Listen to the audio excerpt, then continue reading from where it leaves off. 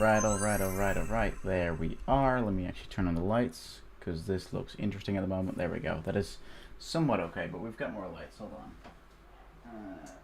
There we go. That's another light. And I think this is as good as it's going to get. So, welcome everyone. Welcome to another stream. Today, we are going to take a look at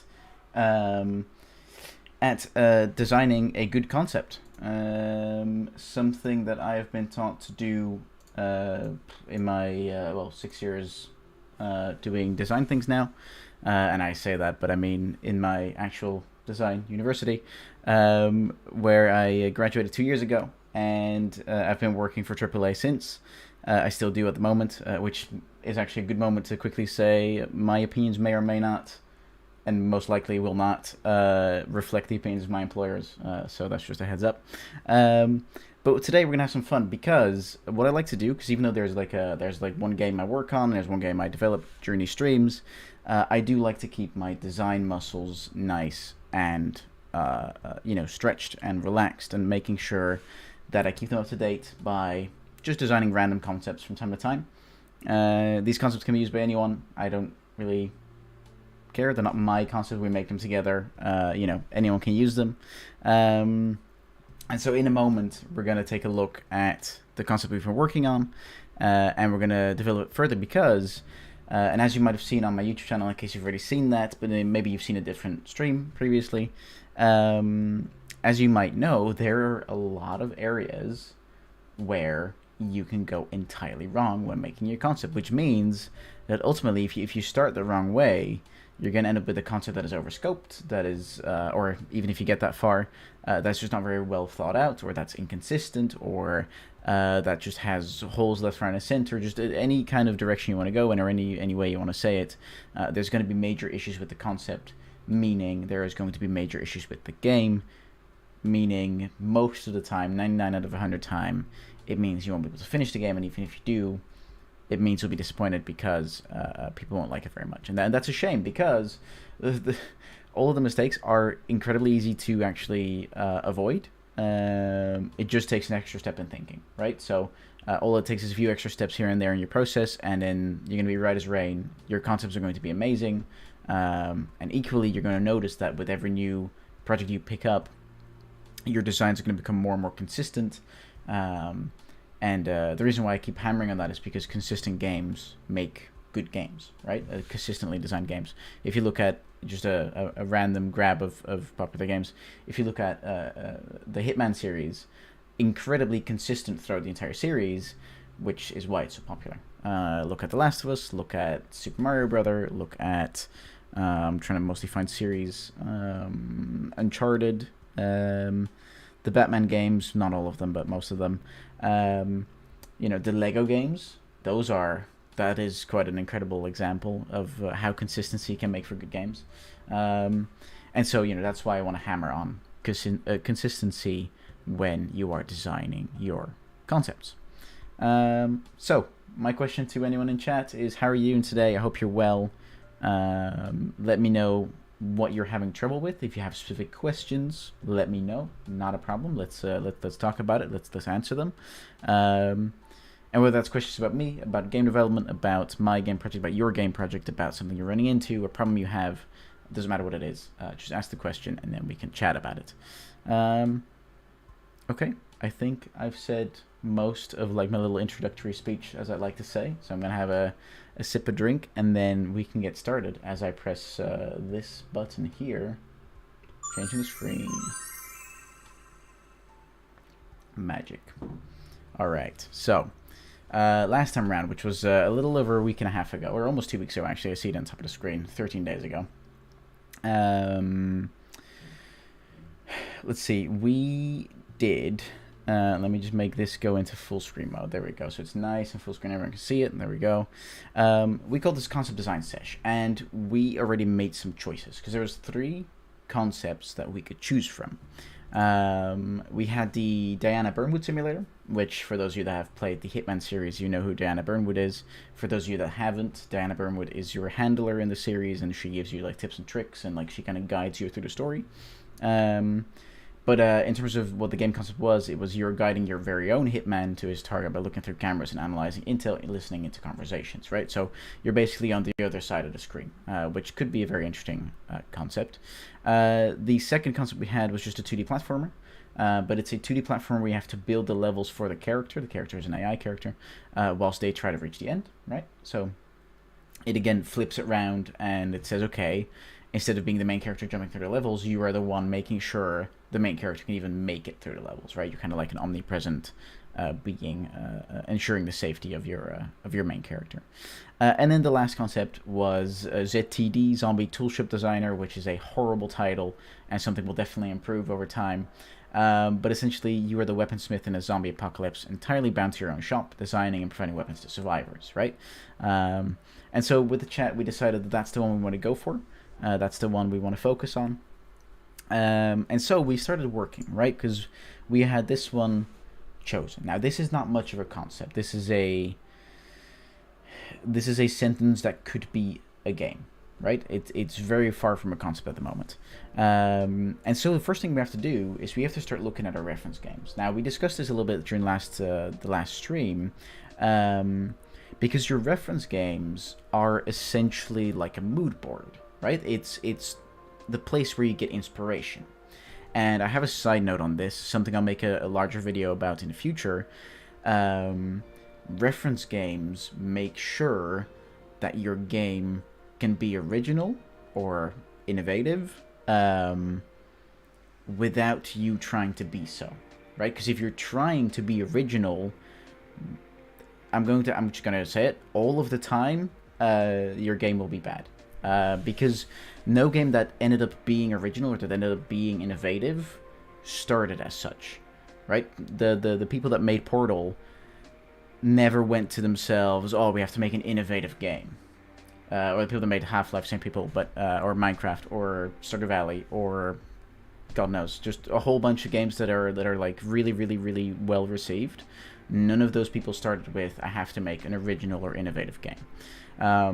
And so having reference games really helps that, right? It really comes to a point where you're going to have this nice little mood board of your different reference games. And I always recommend anywhere between 2 and 4 is kind of like, I definitely wouldn't go more than 4 because then you're going to have too many influences. But anywhere between 2 and 4, it's good to inform your mood board so you can inform your design decisions. Why not less than 2 is a question you might have. Simply because you're going to get situations where you will say to yourself, and I've been seeing this a lot on Reddit lately, my game is like Celeste. And that tells me nothing. That tells me so little. Because if you say my game is like Celeste, what do you mean? Do you mean the smooth movement? Do you mean the particular one-room level design? Do you mean the way the jumping works with the coyote jumps? Do you mean the wall climbing aspect? Do you mean the story? Do you mean the investigative nature of the level design? Like, there are so many things that make Celeste Celeste that if you say to me, my game is like Celeste, I don't know what you're on about. And 9 out of 10 times from what I've seen in the games I've played, who claim to be like Celeste, they are most likely trying to be Celeste, which again is not necessarily a bad thing. It definitely won't make your game stand out, let's put it that way, because you only have that one influence, that one inspiration. And so every problem you have, you're going to look at Celeste, look at how they solved it, and you're going to apply that same solution. And so you're going to end up with a Celeste clone, right? So that's always where I recommend more than one reference game. So anywhere between 2 and 4. Anyway, so for our game, for our zombie tool shop designer, Jesus Christ, words, we took as reference games Dead Rising, Mother Gunship, Little Inferno, and Dead Block. Now we're going to play some of these later on, because honestly, you can pick your reference games, but you have to play them, right? At the very minimum, watch videos of other people playing them. That is like the bare minimum of what you have to do, in my opinion.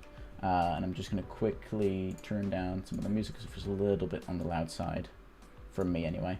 There we go, I think that's much better. You have to either play them or watch someone play them, but preferably play them yourself, because it gives you a great insight into what you might want. So we have those four, and as I've already specified, together with the stream chat back then, for Dead Rising, we want to take a look at the combination of weapons mechanic, and like also the crazy weapon combinations, the thematic, right? So these two things are different, because the thematic is very much of like, oh, you combine a wheelchair with gas canisters and fireworks or something to create a wheelchair firing petrol bomb kind of machine, right? That's the kind of stuff that they do, and just the actual mechanic is just the mechanic of combining certain weapons together and seeing how that system works and how it builds up from the very start to the very end, right? So that's for Dead Rising. For Mother Gunship, we chose the crafting mechanic, right? The way that the crafting works. We thought that might be very interesting, and a good way to base our own crafting mechanic.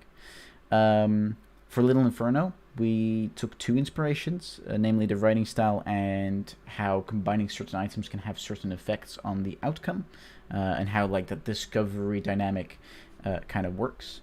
Also, if I go too fast or I say something where you're like, huh, what does that mean? Just let me know. No question is stupid, is what I always say. It takes time to learn these things, and so it's totally okay if you don't understand something. And then the last reference we have is for Dead Block, which is a pretty old game, I think 2015, 2012, something like that. Can't believe that's now considered old, but okay. Which we mainly took a thematic reference, which I should add, by the way, because this was an alternative reference would be Plants vs. Zombies. There we go, Plants vs. Zombies. Where it's like really ridiculous, you know, like you have the standard zombie, but then you have the zombie with a bucket on his head, and so he's more armored, and you have like the zombie with a cone on his head, or like a zombie with, you have even like the zombie bobsled team, I think, who are much faster than the regular zombies, and so it kind of just gets really crazy and really ridiculous, and that's kind of like the thematic style that we want to go for. And so we chose these 4 reference games. Now, there's a few things to do. Because if you want to make amazing concepts, there is a certain number of steps you have to take. Or at least in my opinion, you do. So our next step, and this is after we have done some research into these games, the next step would be to build up the MDA model, right? Mechanics, dynamics, and aesthetics. And to give a very short explanation, there's a longer video on my channel, on my YouTube channel, which is, I think, linked below on my Twitch page. I have no idea. I think it is. With mechanics, we mean the things that the player has direct influence over through the inputs they give into the game, and the game gives back to them as output. That's the mechanics. Then you have the dynamics, which is a result of those different mechanics together. And I'll give some examples in a second. And then you have aesthetics, which is more like focused on how the player feels and what they're kind of what they're working towards. And so if I just grab an example that I talked about in the video to keep it nice and easy, instead I'll just be rambling, and that's not preferred, because I want to give you guys the best possible examples, and I put quite a bit of time into these. Right, yes, so can I move this over here? Yes, I can. Alright, let's do that, and let's also move this into full screen. There we go. Alright, so what we see here, and this is part of the larger video that I did a few weeks ago, when we look at a game like Super Mario Brothers, we get the following result if we apply this model. So mechanics are jumping and running, right? The exact things that people have control over. Then the dynamics, in this case, are killing enemies, collecting coins, and completing levels, which is all achieved through the input given by the player. And then you have aesthetics, which is any one of these. There are more aesthetics available, but these are the most common ones. And so in the case of Super Mario Brothers, we're looking at things like challenge, which is games as an obstacle course, which very much applies to Super Mario Brothers.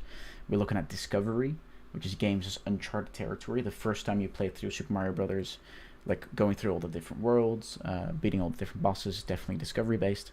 And then you have fantasy, which is games as make-believe. Now, I think we can all agree that Super Mario Brothers is pretty much focused on make-believe. And so it definitely applies there.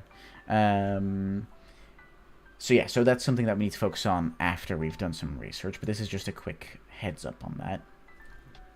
So I'm going to unfocus that, make it go away. And that means we're going to take a look at some of our reference games, which means that I need to quickly head into Steam, I believe. If I just pull it to the side, because I believe I have Dead Rising 4 installed on Steam, I like to say. If not, I'll download it. It goes pretty quick.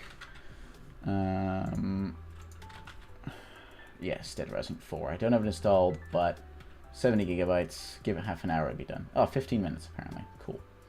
Alright, so that's not going to download. I hope it doesn't mess too much with the stream. I don't think it will. It should be fine. But we're essentially going to take a look at this, and it's going to be great. Okay, let me just double check something.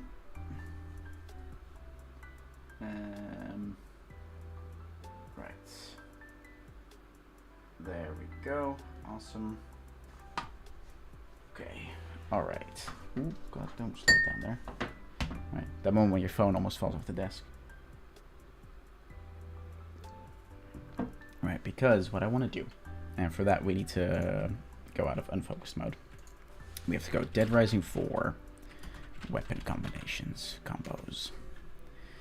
Because there's a fair few, and I just want to go into the fandom, because I reckon I'll find the most clear results there, the least amount of ads and things. Right, so, yeah, I'll accept whatever. There is a lot, oh god, there's a lot of ads too, Jesus Christ. Okay, there's a lot of different combos that you can do, as you can see here. And they all have amazing names. Which, for example, Jurassic Barf, which is combining a T-Rex mask with a chemical weapon. And so, obviously, we can go through these and kind of see, oh, you know, what could we do? What could we name them? But what I'm much more interested in at the moment, and let's add a few,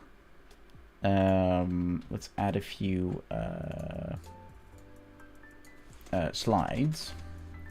Because what I'm much more interested in, Dead Rising, I will just say 4, even though 1 would have done the same thing, but 4 is the latest entry into the series, and so it's just as fine to use. It doesn't really matter, not in this case anyway. What I'd like to do is more take a look at how this system is built up. So it's going to be a little bit of system design as well, which we're doing a very early version of, because obviously we're not prototyping an engine yet, so we gotta not go too detailed, but I just want to see how they've built this system up. Because what it looks like to me is, can I zoom in a little? There we go. What it looks like to me is that it is a X meets Y kind of system, right? So it says, okay, created by combining a mall with a chemical weapon, right? See if you can spot it. The Backcracker is made by combining a toy drummer with a mechanical weapon. Blast from the Past is combining a sledgehammer with an explosive. What it seems to do, it takes a weapon you can actively find, and then it's going to say, okay, if you have the mall, which on its own, let me double check. Yeah, well, oh god, can I quickly check? Don't do that, please. Oh man, so many ads. Stop showing me ads. Jesus Christ, fandom. Yeah, so basically if you take the mall and you add it with this type of weapon, you're going to get the acid mall. Regardless of what kind of chemical weapon you apply to it, you're going to get the acid mall, right? So they use a base item, and they basically apply a, how do you say it, a type to it. And so it's actually a pretty simple system that is further, how do I say it, is thematically improved by giving it the more, the more funny names and stuff like that, right?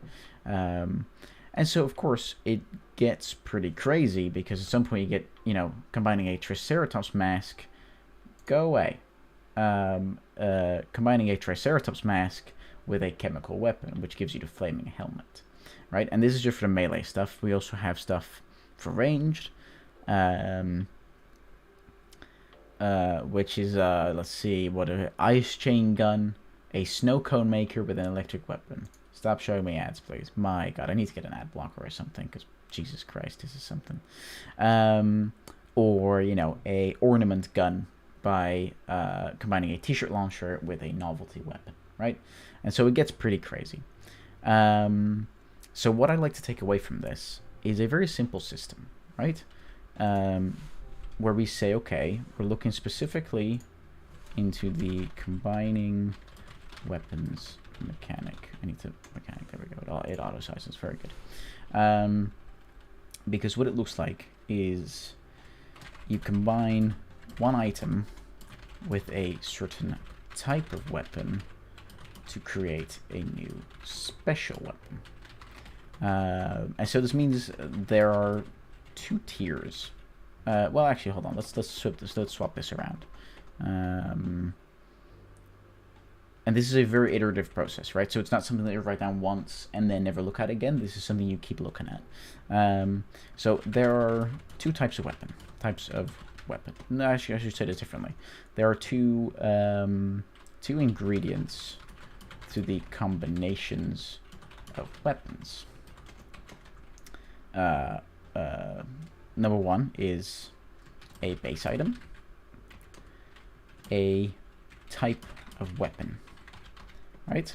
That's the 2 things, right? And I'm gonna just put behind it, e.g. a maul, or let's keep it a little easy, sword, and then e.g. chemical weapon. Now, there are multiple types of weapon, right? And so we have chemical, we have explosive, we have electronic, we have, what else did we have? Bladed, blunt, novelty, bladed, blunt, Jesus, blunt, that's right, capital, blunt, novelty, what else do we have? A crossbow weapon, a firearm, mechanical, I think that's all of them. Mechanical, crossbow, and firearm, which means we're going to run over to page 2, but that's okay. Mechanical, crossbow, and firearm, right? Now, if I enlarge this a little bit like that, there we go.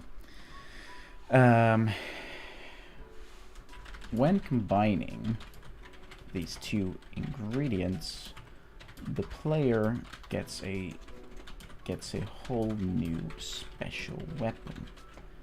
E.g., we're going to take a combo straight from here, which makes it nice and easy. Let's take the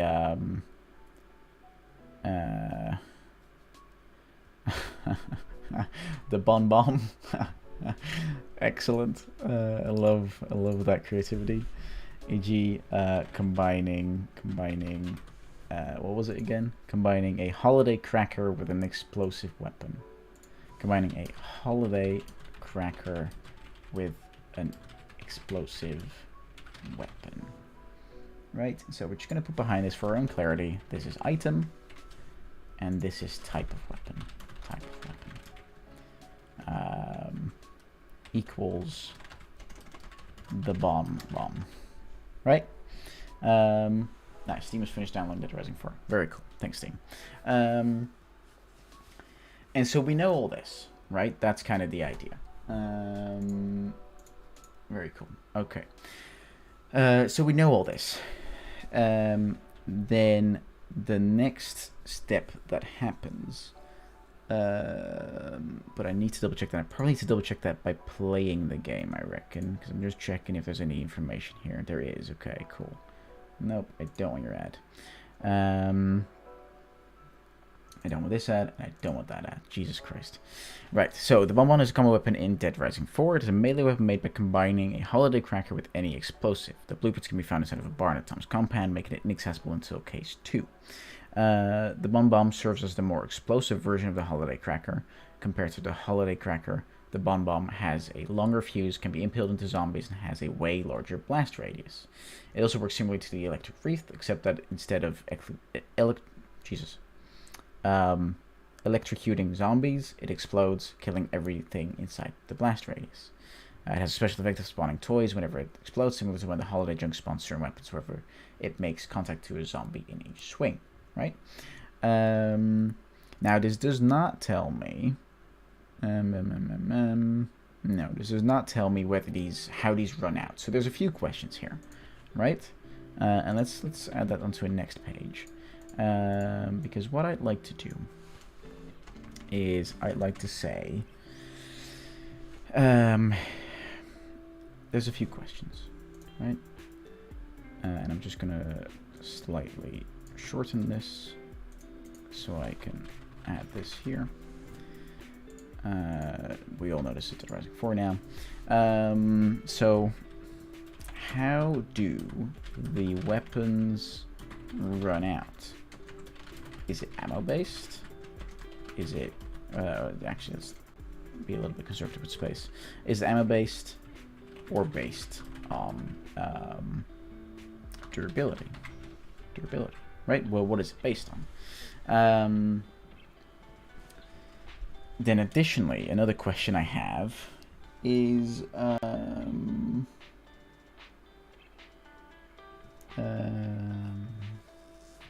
how easy is it to find the ingredients for special weapons? Right? Are some special weapons easier to come by than others? Because this is going to inform a large part of our own system, right? We obviously don't want to recreate this system, but we want to understand why they have done certain things. That's kind of the idea. And so doing that will allow us to better inform our own system. That's basically what we come down to. Because we're combining it with a few other inspirations from other games on our mood board, right? That's the thing we talked about earlier. So if I just have a look at this, so I think these are two of my main questions at the moment. Yeah. Well, I suppose it's a bit of a nitpicky question. I was gonna say, well, I don't think it applies to our concept per se. Depends on what our core loop is going to be, but that's something we'll figure out later. For now, we'll keep it at this. We'll start with these two questions. I'm sure it spawns more questions as we go along, right? And so that is basically already some research done into our reference game. Now, if I go into Steam and I have no idea if it's gonna work. It should do. I haven't played this game in a very long time. I've only played 2.2 hours, yet it stayed with me.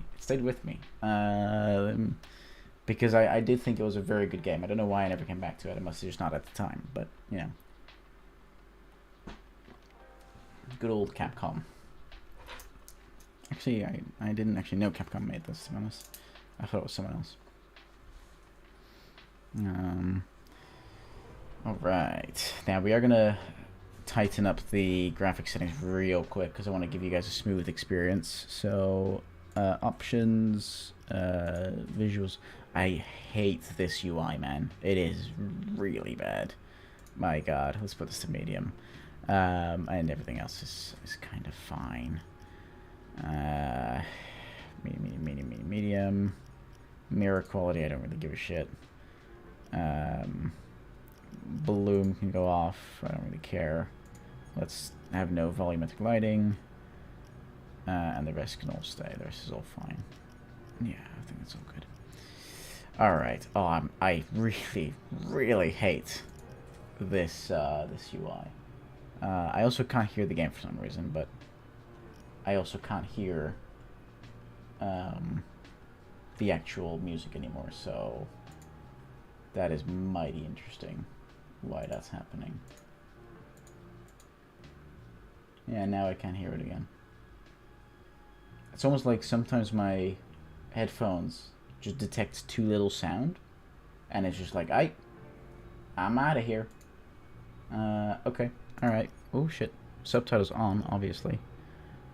And we're just gonna go into gameplay. No, not gameplay. We're gonna go into visuals, and instead of yeah, we want to go full screen windowed. Is it gonna allow me to go full screen windowed? Borderless, yes, cool. Alright, awesome. Alright, so I think I might still have a save game, which would be amazing. Yes, I do. Amazing, awesome. 699 days ago was last played. Story mode. Continue. Right, I'm on case 2. And this game looks a lot worse than I thought it did.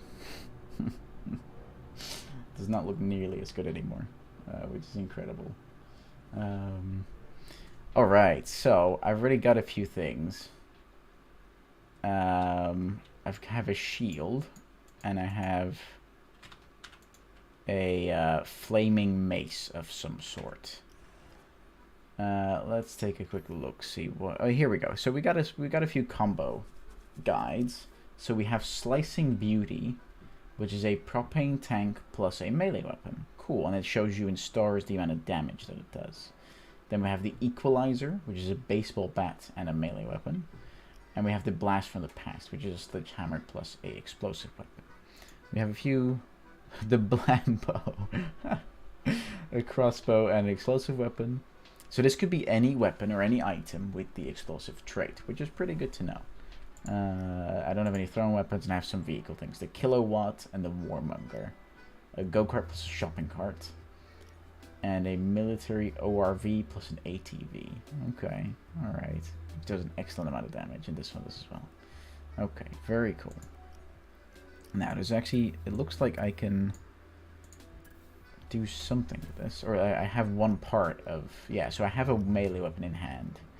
And so it's saying if you get the other thing, then, you know, you can combine them. Very cool. Okay, but this does not tell me...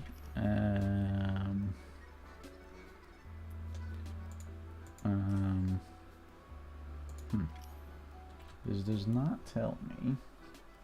Oh, I can upgrade stuff again. Okay, but I'm not here for upgrading. I'm here for my inventory. However I get to that. I might have to just check my options. I am, again, not a fan of the UI. It's not great. Right, inventory. Is there something of the kind? Inventory, here we go. Access melee weapons, 2. Interesting system. 2. Ah. I have a few different melee weapons. Jesus. Okay, ranged weapons is a flare gun, a assault rifle, or a flare gun. And then one is explosive weapons. I have a zombie hand with a stick of dynamite in it. Very good. Okay. So what happens if I can get out of here? If that's a thing. Bonk. Can I get outside? This seems to go up. That's not where I want to go. Well, this goes inside again, but I believe... Bonk, hello. I believe this is outside. I have a feeling. Yeah, this definitely looks like the way outside. Whoa. Bonk. Even further down, Jesus. Travel to the mall. No, that's not what I want to do. I just want to get out of here, please, game. Cafeteria. Oh, I got money twice. How do I get out? Can I view my map? For some reason, and this is something that Dead Rising 2 does not well. Dead Rising 4 does not well at all. For some reason, just the most basic tab. Jesus, okay. The most basic controls are hidden away. Location ground level. Well, you say that.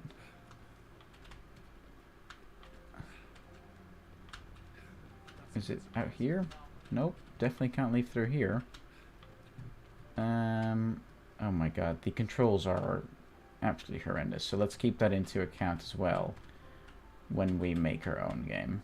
Exit. Oh my god, it's so clear. Jesus, open up. Come on, let's go. Bonk. Okay, so what actually happens here?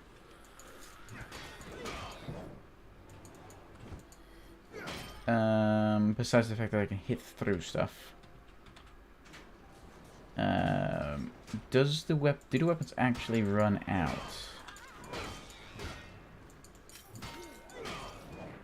Is my question. Oh, hello. You guys are in trouble. Oh, okay, so it does run out. Oh, am I supposed to kill these guys? Oh, apparently I am. Okay, I thought I was helping these guys, but okay. I'll take them out. It's not a problem. There you go. Choppy choppy. Ah, okay, so they do have durability, it seems.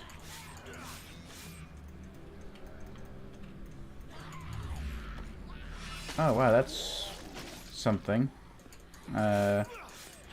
Yeah, so it essentially has durability, and it's gonna allow me to run out at some point. There we go, we've run out of the machete. Machete! And now we're on to the baseball bat, which has a different level of durability. Excellent. Now this is a very good place to be, because if I just can I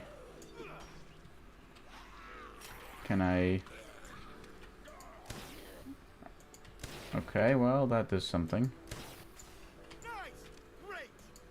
So it seems that ranged weapons have very little to no durability.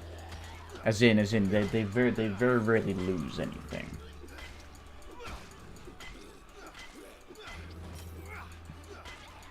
Now, the only thing I have at the moment is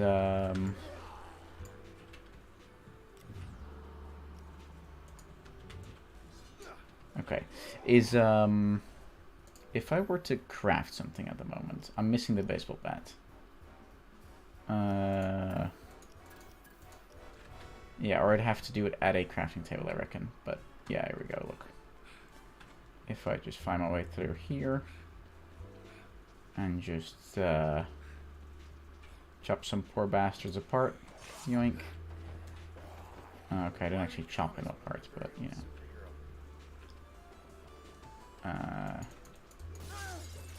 Oh. Okay, I had no idea that was an actual person, but okay. Okay. Now, if we just take care of you guys. There we go. Alright, there's supposed to be... Oh, here we go. Oh, this is a... Okay, so it's a... Oh, hello. Oh, you've died by just falling off. Okay. So I actually need to find a crafting bench, and I'm not entirely sure how to do that. Come on. Oh, I'm building it. I'm just building it in the middle of the floor. Cool. How do I use this?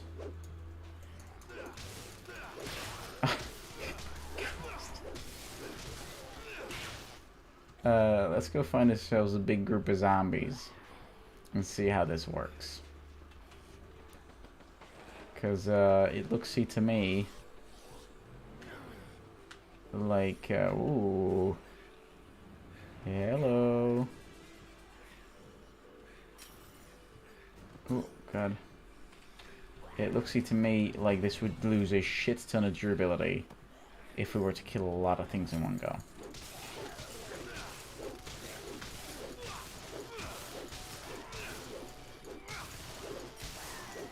Yeah, look at how quick that goes. Okay. But what I can also see... Jesus, I'm using an entire vase.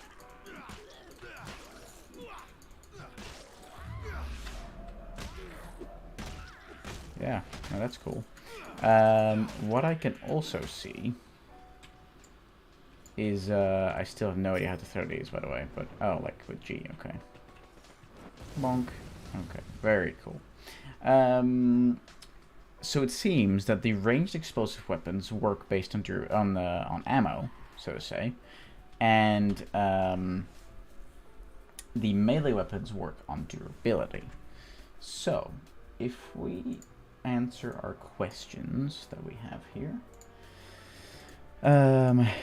so the actual answer here is both. Let's give this a nice bright green color. Answer, both.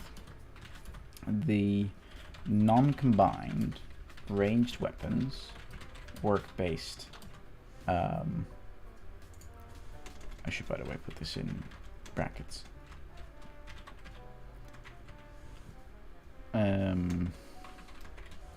Non-combined ranged weapons work based on ammo, whereas the melee weapons work based on durability. Now, in terms of how easy it is to find the English special weapons, they seem to be all over the place, in my opinion. And we might have to go a little deeper, because I saw there was another... hello. Oh, I can't go in here. I saw there was another blueprint in here, in this building. Let me just check. Whoa, hello. Awesome, thanks. Let's go ahead and throw that there. Nice, coolio. Alright, so we can go in through here. There we go. And then let's G throw that shit there. There we go. Very awesome. And let's throw that there. Let's see what that does. Oh, they all go towards it. Very cool. Bonk. Let's try and do it again. Just a bit bigger this time. Okay, because I saw that in here, or in the building next door, it seems... see, because we can grab an LCD monitor here. Now, I think I'm able to craft this together with stuff. Perhaps it's in the building next door, it seems. But how do I get in there? Nope, sorry. I'm gonna guess I get in through here. Whoa, there's a lot of you here.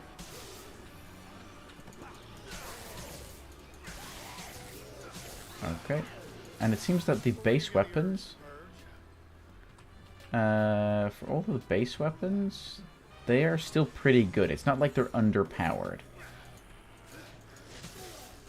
Move. There we go. Open up. Where are we at the moment? How do I get in here? R to drop weapon. Jalapeno peppers. Carrots. Okay. There you go. Right, now that's... I have a chef's hat on now. So they do a lot of aesthetic stuff as well. Or more thematic stuff, sorry. Right, open up. Okay, that brings us back outside again where we just were. So how do we get into the middle building? Because that's where the other blueprint is. And that's where I need to be. Okay, definitely not searching it, it seems. T-shirt launcher, very cool. That is one of the items that we saw earlier. Which could very well be used for combining, right? As we know. Okay, how about we go to a different shop real quick? Damn, that car is going crazy. Crazy car. Where is a workbench or a... Holy shit, a snowmobile. Anyway. Christ. Now, I can only imagine... Yes, here we go. This thing, the Warmonger.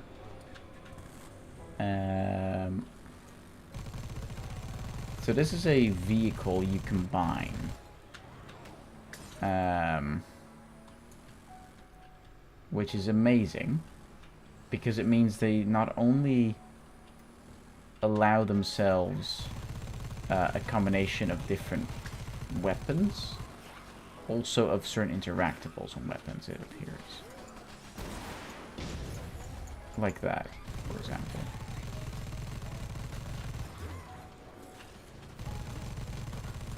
And there seems to be some kind of event up here.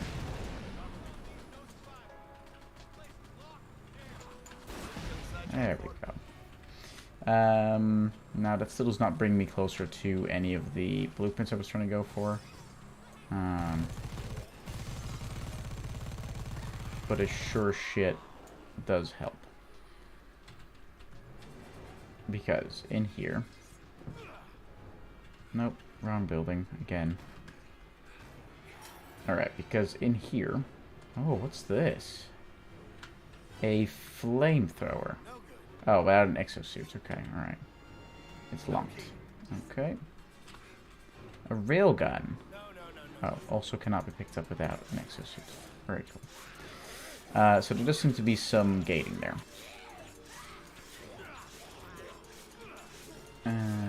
Now, is there a different way inside this building? So there very well might be. We just have a look-see. No, not in here. There we go. Okay, and you know, one of the things that you can't forget when you are doing research is you gotta have fun doing it as well. If you're not having fun whilst doing research, then you might not be looking at the right thing. Alright, this is not the right building, but it's definitely a place we got into. Because there seems to be something in here that might actually allow. So, hello. There we go. Yep. Alright, thanks, buddy. Anyway, laptop is something we can use. An apple we can eat for health. I find it a little hard to judge how common the special items are. I find that a little hard to judge. Because I can find a fair few items. It's more the workbenches that are hard to find. I suppose that is more the issue. Right? Or at least it appears that way.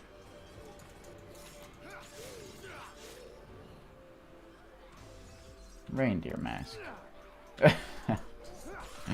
Yeah, it's definitely the crafting benches that are hard to find.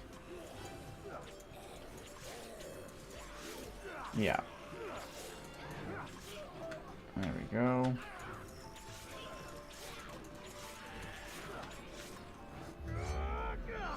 Nice.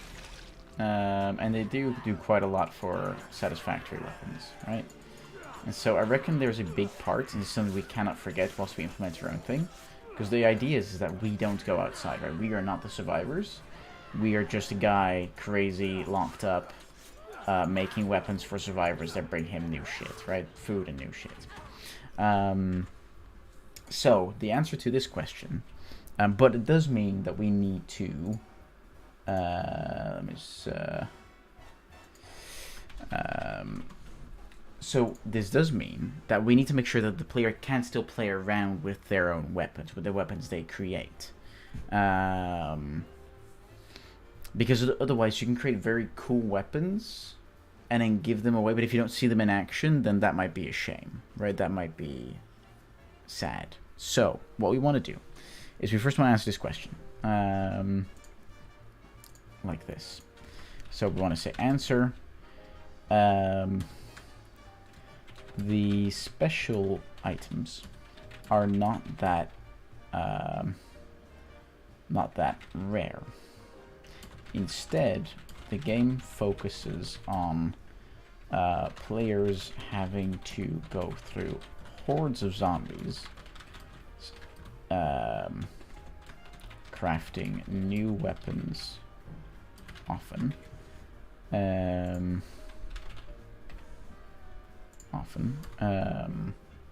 to find workbenches on which to craft. And I'm going to actually say workbenches / blueprints, because it's both of them, right? It's workbenches are one part, and blueprints are the other. And so that is important to also take a look at. I am just going to quickly close down that game, because I can tell in the background that it's still doing a lot. There we go, right. So we know this. We also know, and this is just a separate comment, so I'm just going to mark it in yellow, or in orange, really. The player has a lot of fun. Actually, I'm going to hold on. Important. Discovery. The player has a lot of fun finding new weapon combos, and trying them out for the first time. Perhaps we want to include this in our own game to make sure people don't, players don't miss out on the satisfaction of their own creations, right? We want to make sure that we add this, right? And so this, at the very minimum, because we actually, now that I think about it, we actually also have the crazy weapons thematic, which we have to also research. Something we have already come across just now in a moment, but crazy weapons thematic.